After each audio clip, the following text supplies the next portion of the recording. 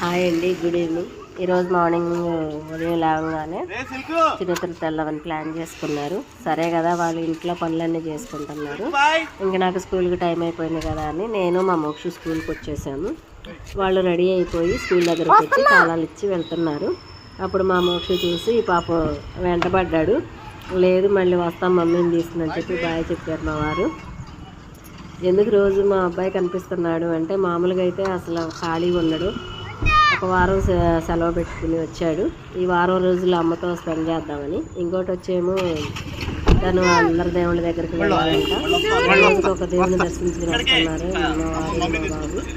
మధ్యాహ్నం నుంచేమో నా స్కూల్లో నా గార్డెన్లో ఉపయోగపడుతున్నాడు.